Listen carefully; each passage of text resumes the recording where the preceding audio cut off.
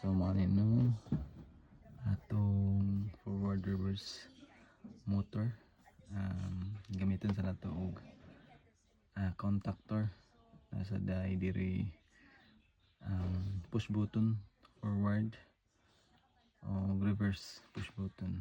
Dahil natay stop push button diri, fuse o kani siya is positive negative tungod kay niagi ni siya o power supply nga gikan sa 230 step down to 12 volts. Yeah.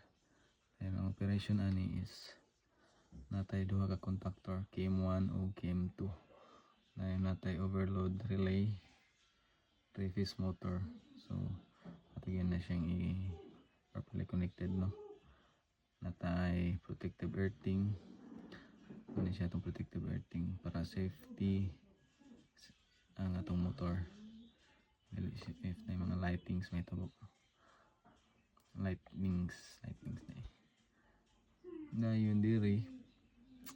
Natay fuse. Ang fuse ni is magagad na siya sa atong pilay total load tayo pila ka amperes. So gamay raman ni nara ni siya mga 15 amps, 10 to 15 amps. Na yun diri is atong stop push button.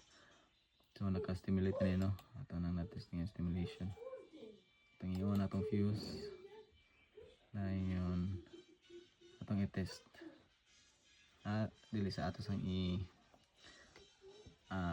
ato na pasabtan ang unsay pastar sa iyang kuan diri mga indicator lightings. So nabutang tang indicator lightings diri if ang motor is no forward operation musiga ni tuon kay naman ta diri connect man nato sa KM1. So mag reverse ta na sa indicator. Kaning indicator nga green is for normal operation ni. Na yung diri is ang atong overload relay ng indicator. If nag-overload, automatic ang atong overload relay is mo detect niya, automatic siya din siya mo trigger mo close na siya. So musiga ni automatic shutdown ang atong operation ng system sa control panel. Na yung testa dari sa atong forward pack. Pag forward, siyempre ang katong normal close nga contact sa contactor 1 is automatic siya open. So mawala na ang atong indicator sa normal operation. Ang siga na is ang forward indicator. Kita sa nato diri sa atong motor na siya arrow naka forward clockwise. Sabot ani is forward ang iyong tuyok. Dayon ato sang stop. Ano itong stop? So normal operation na sa siya. Yung atong i-test ang reverse. Pag reverse na automatic siya ni off. Automatic siya ni open ang contactor sa to.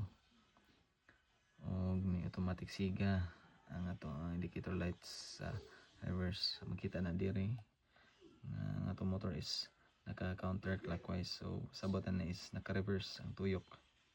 So nakita sa nato, no, ang contactor is ang nag-on. Dahil yun diri. So pasara ni guys para natin normally operating sa operation butang yun ta diri normally close duha ikan sa contactor 1 o contactor 2.